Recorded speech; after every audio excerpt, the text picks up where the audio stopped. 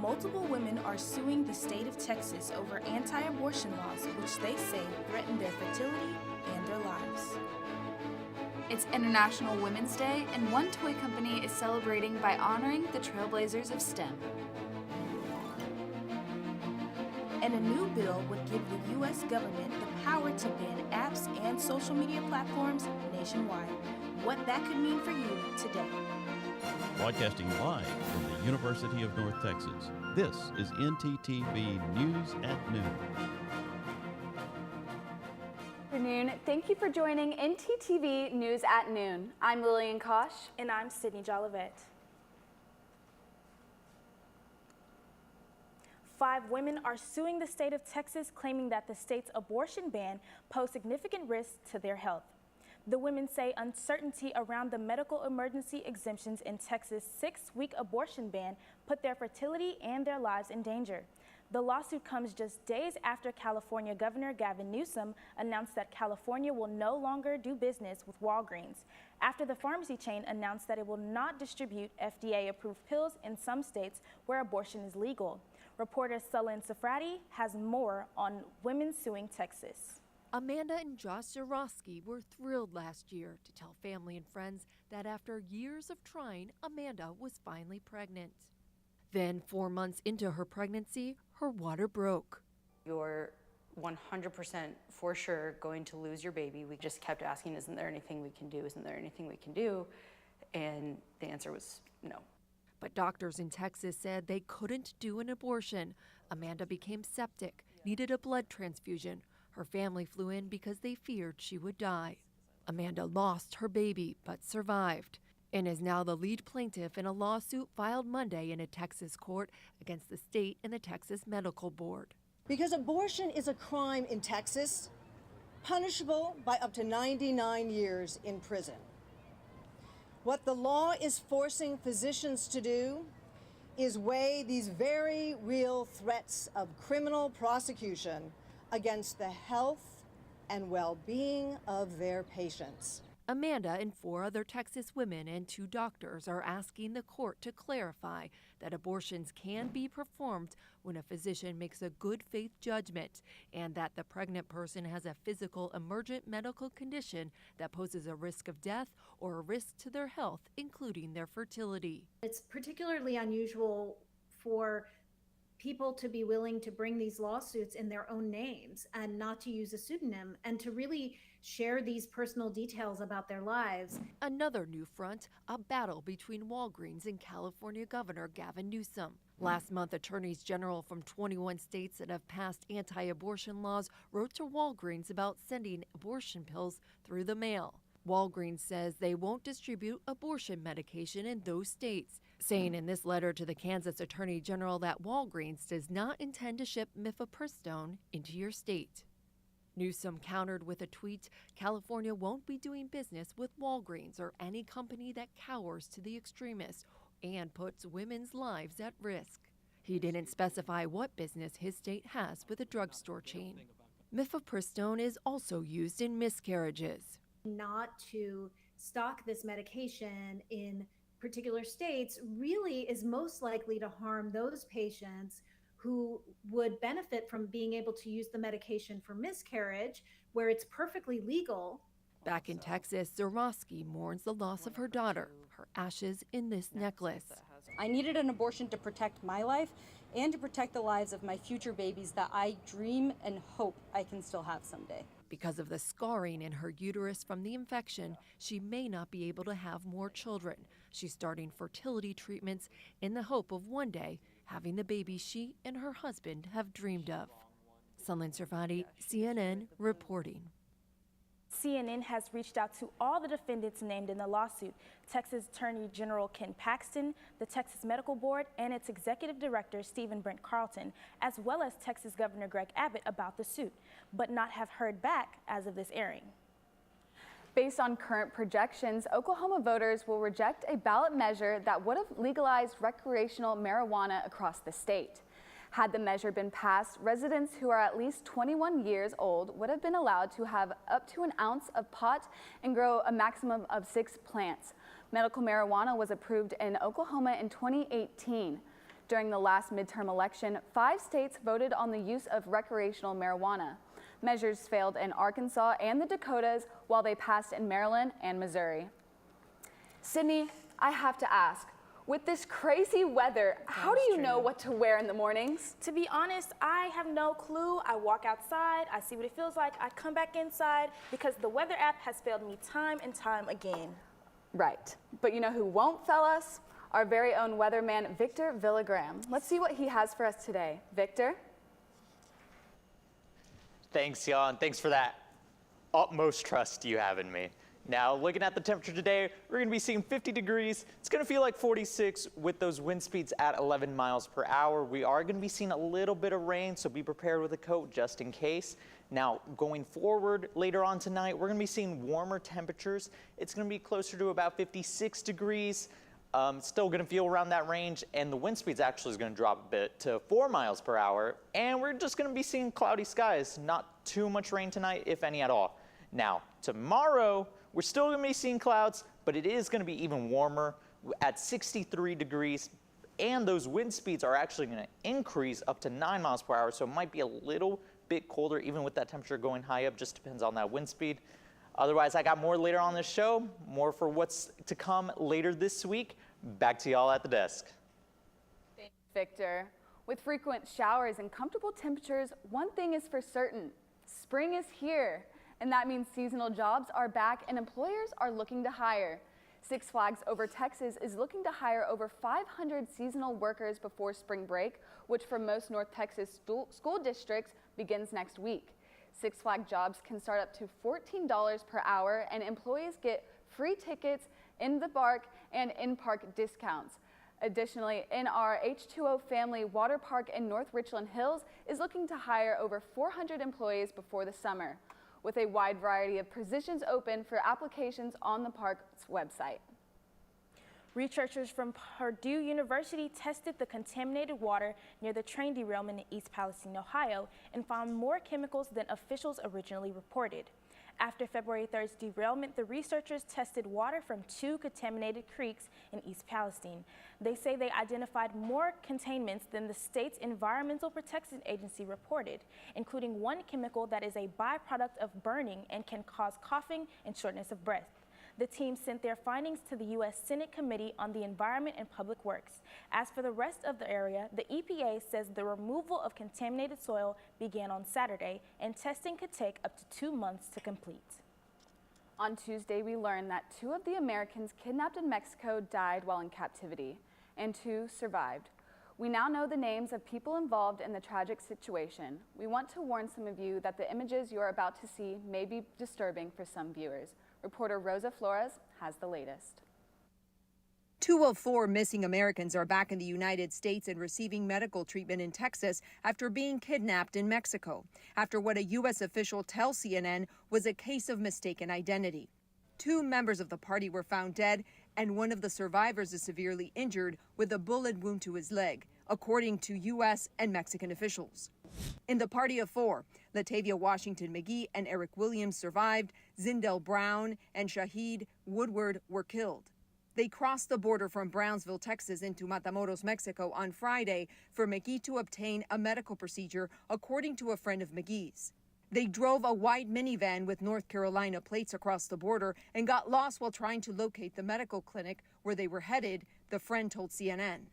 Before they were able to locate the clinic, disturbing video shows the aftermath of the kidnapping as heavily armed men loaded them into a white truck and transported them to various locations to evade capture, according to Mexican officials. The Mexican president saying today during a news conference that those responsible will be found and punished. A U.S. official familiar with the investigation told CNN they believe a Mexican cartel kidnapped the group after mistaking them for Haitian drug smugglers. Mexico's president saying the Americans were caught in a confrontation between 2 groups.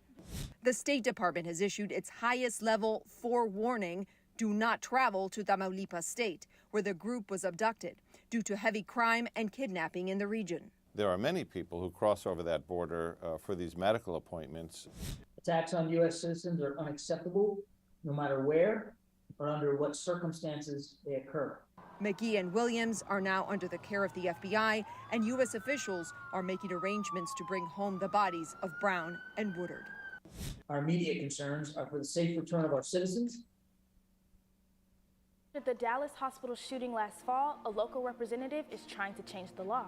And a new theme park will soon call North Texas its home. We'll tell you more when we come back. My name is Amanda Hasbell, and I'm joining you here today in the Union Parking Garage. Today we're going to be going over how to drive safely in the parking garage. Let's go see. Oh my God! Oh my God! This girl just got hit by a car. Let's go see what happened.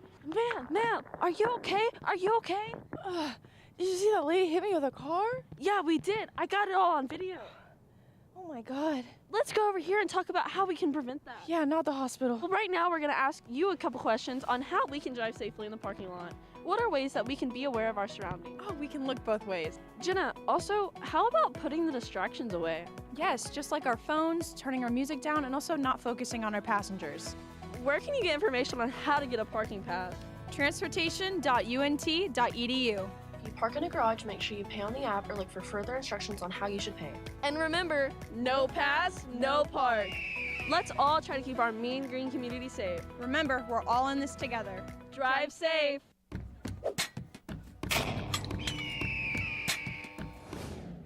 What does Talons do?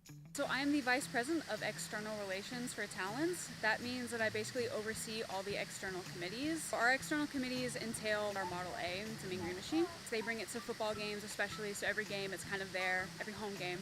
The Model A is like a symbol of UNC pride, and it's a big tradition that we are so lucky to uphold and maintain. When people look at it, they see it, and they're like, oh, that's the mean green machine. There must be a game today or something to ramp up school spirit for basketball, softball, volleyball, any of those things. We have amazing teams, so we just want to show school spirit for them. Bonfire Committee, which is in charge of putting together the bonfire every year for homecoming. It's kind of just a whole semester-long process up until Build Week that we have to put together and oversee and make sure safety regulations are followed and risk management is taken care of. Cannon Crew, which oversees and takes care of the cannon. They fire it at games, they take it to special occasions.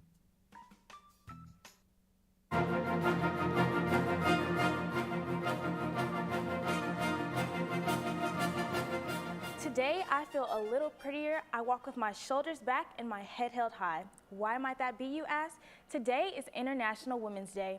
We use this Wednesday to highlight the achievements of women and take a stand against gender inequality. You can join in on the celebration by attending a women's-related fundraiser, festival, or lecture and posting to the hashtag International Women's Day. Feel free to make this a month-long celebration because it is National Women's History Month. And on the topic of honoring women, today and this month, toy company Mattel has created new Barbies to honor the Wojcicki sisters, also known as STEM trailblazers. Susan Wojcicki, a former YouTube CEO, was the 16th employee to join Google in its prime days. And Wojcicki is the CEO of the home DNA testing company 23andMe. And their other sister, Janet Wojcicki, is a professor of pediatrics and epidemiology at the University of California in San Francisco. These one-of-a-kind dolls aren't for sale, though. They will be gifted to the three sisters. Other Barbie STEM role models by Mattel include pioneers like Maggie Adrian-Pocock, a space scientist and educator from the United Kingdom, and Kataya S. Rajada, an electrical engineer who has worked on 5 NASA missions and was the first woman born in Mexico to travel to space. A new law has been proposed that would increase penalties for parolees who cut off any ankle monitors they are required to wear. If approved, the bill would require offenders to immediately return to prison to serve the remainder of an original sentence and also add a new state jail felony charge on top of the original sentence for cutting off the monitor. This bill stems from the shooting in October of 2022 where officers Jaquel Poqua and Annette Flowers were killed in the Methodist Dallas Medical Center by parolee Nestor Hernandez, who was wearing an electrical monitor. But records show Hernandez had been arrested in Carrollton back in June of 2022 for parole violations that included cutting off the electrical ankle monitor he was wearing. Currently, tampering with ankle monitors is only an administrative penalty and not a crime in Texas. So I heard you got a new puppy recently. How's that been going? I sure did get a new puppy and I'm obsessed with him, but one thing I'm not obsessed with is his runny nose. I mean, he has allergies out the wazoo, and I'm tempted on giving him Zyrtec. Maybe let's not do that, but I'm sure there's an explanation for all of these allergies in the air. Victor?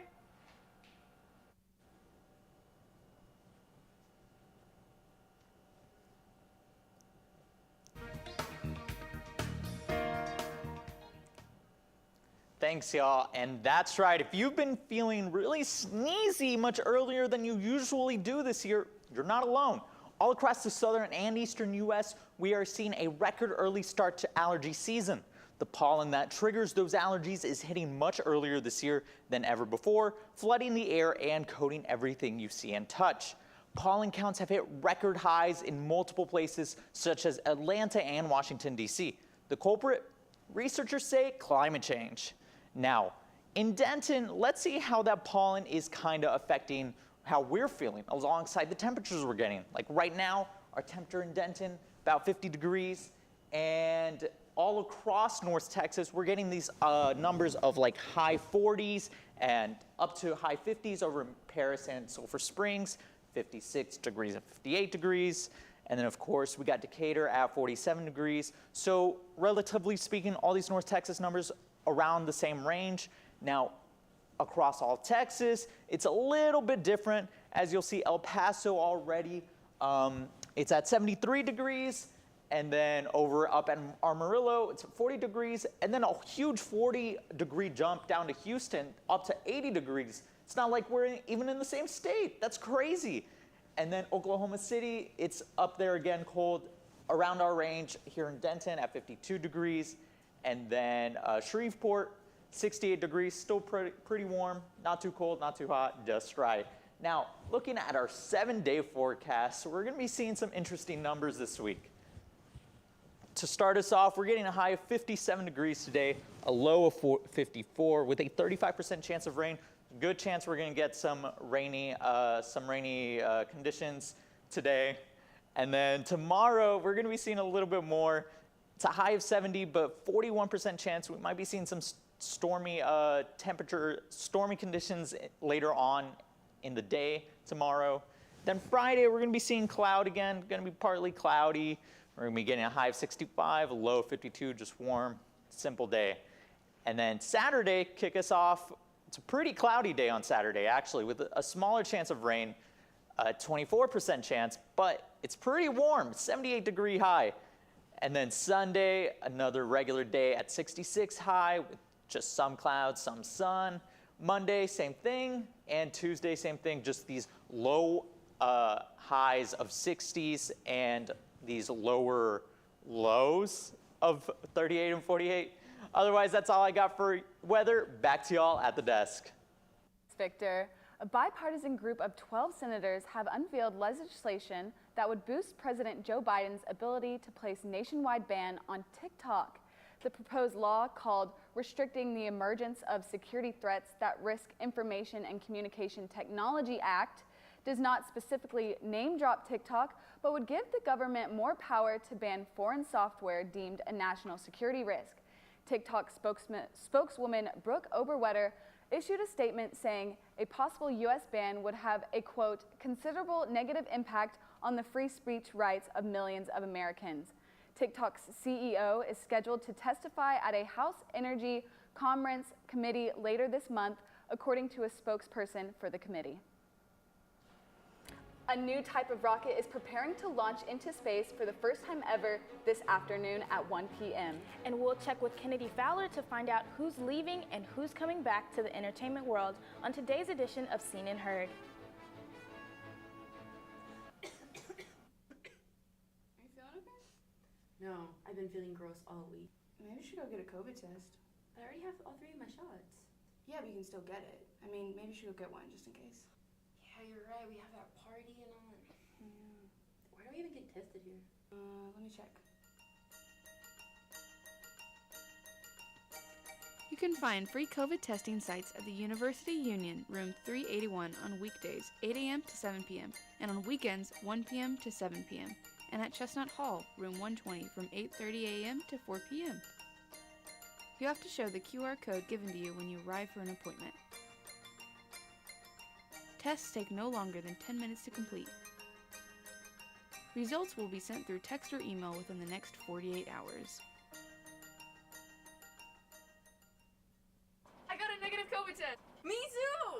Oh my god, let's go to the party. Yes. Let's go.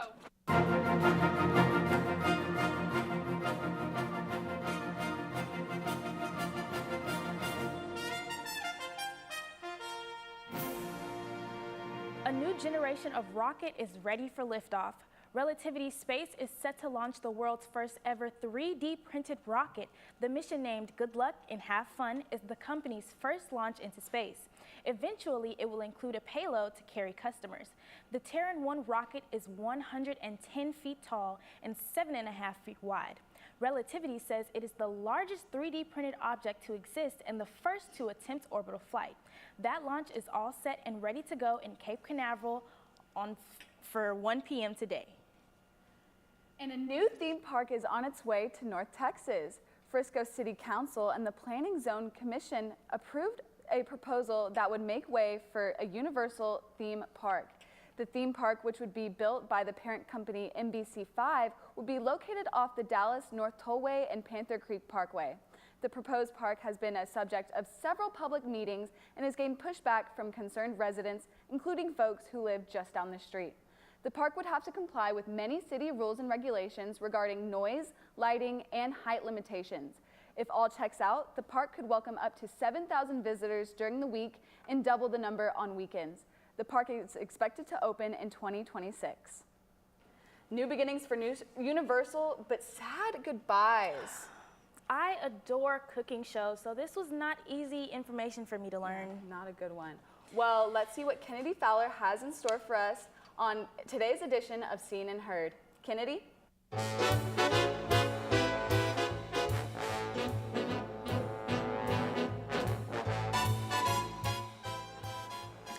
Thank you, Sydney. Lillian. Talk show host and celebrity chef Rachel Ray has decided to retire from her talk show after 17 years. Ray says it is time to come for a new start and journey in her life and broadcasting career as her passions have evolved. After its premiere in 2006, the Rachel Ray Talk Show is renowned for its fun and relatable setting, as it featured cooking segments and celebrity interviews.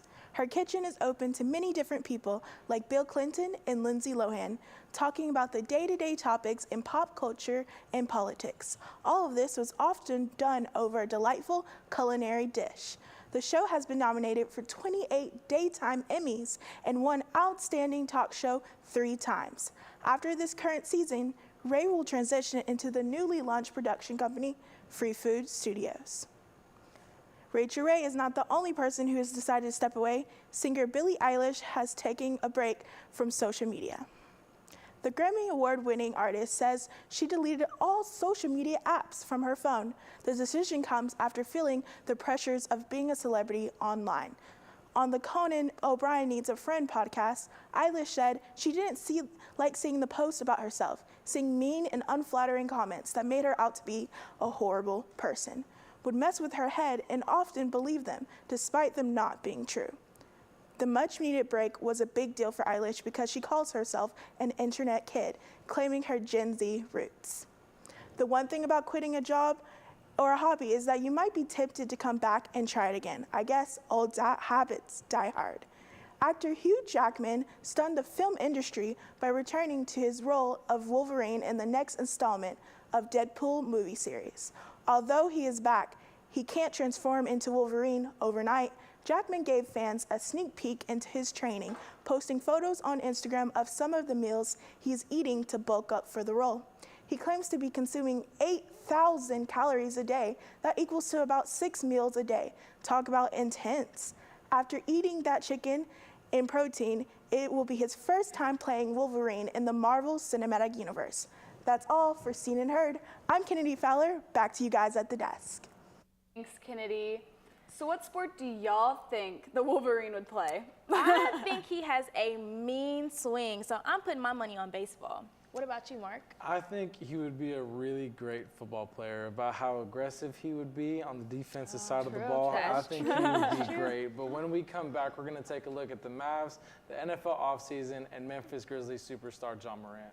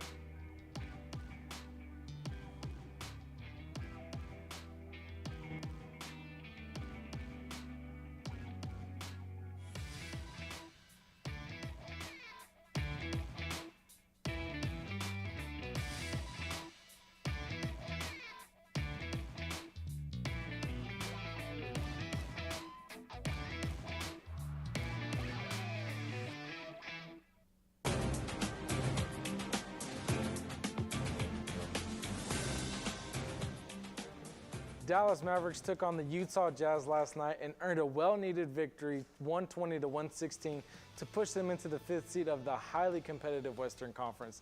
This was a great bounce-back game after the heartbreaking loss they suffered to the Phoenix Suns on Sunday, as the superstar duo of Luka Doncic and Kyrie Irving combined for 62 points, 16 rebounds, and 14 assists, with Kyrie coming in clutch, scoring 17 out of his 33 points in the 4th quarter alone. Although these two weren't the only ones getting buckets last night, as Tim Hardaway Jr. scored 24 points and went an amazing 7 for 9 from three-point range, contributing solid minutes to the Mavs' victory. The Mavericks are on a back-to-back, so they will take the court again tonight against the struggling and injured New Orleans Pelicans team. Taking a deeper dive into the NBA, superstar guard for the Memphis Grizzlies, John Morant, has been undergoing a lot of controversy lately. The 23-year-old recently posted an Instagram live video at a nightclub in Denver after a game showing a firearm in his possession. It was also reported a week ago that Morant allegedly beat up and flashed a gun at a 17-year-old kid after a pickup basketball game. Earlier this year, it was also reported that a game after against the Indiana Pacers, where tempers flared towards the end of the game, mind you, friends of John Morant beamed red lasers towards the Pacers team bus as they were leaving the arena. The NBA is investigating all of these incidents, but since the video was posted, Morant hasn't played in an NBA game and has said that he will be taking some time to find help and better ways to deal with stress and his overall well-being. In lighter news, the NFL offseason has begun, with many big-name free agents getting contract deals across the league. To kick things off, former Las Vegas Raiders quarterback Derek Carr signed a 4-year contract with the New Orleans Saints, hoping to get back into the playoffs after a disappointing 7-10 season. Josh Jacobs, who led the league in rushing yards this season, was placed on a franchise tag by the Las Vegas Raiders. Big-time moves if you're a Jacksonville Jaguars fan, as Calvin Ridley's suspension from gambling was lifted, and Evan Ingram was also placed on the franchise tag. The quarterback and running back tandem of Daniel Jones and Saquon Barkley for the New York Giants are returning, Jones getting a 4-year extension and Barkley also receiving the franchise tag. And superstar quarterback and MVP of the 2019 season, Lamar Jackson, also was surprisingly put in the franchise tag, not being able to get a full deal done with the Baltimore Ravens, which could lead to trouble in the future later on Lamar's chances of coming back to Baltimore. And finally, the Dallas Cowboys placed last season's team rushing leader Tony Pollard on a franchise tag as well. Pollard rushed for over 1,000 yards last season and 9 touchdowns. That's all for sports. Thank you, and back to y'all at the desk. Hershey has just unveiled 2 of the newest candy options to the market: vegan Reese's peanut butter cups and an almond sea salt chocolate bar. Both products will be made of oats instead of dairy, but are still designed to taste like chocolate. Hershey is the latest company to open its doors to vegan options in hopes of reaching new audiences. The Reese's Cups will be available nationally this month, and the chocolate bar will be available in April. I don't know about you, that sounds great. Oh yeah, I'm a chocolate girl, so I wouldn't mind trying something new. Oh yeah, well that's all we have for y'all. Thank you for watching ntTV News at Noon. Join us again tonight at 6 and tomorrow at noon here on North Texas Television.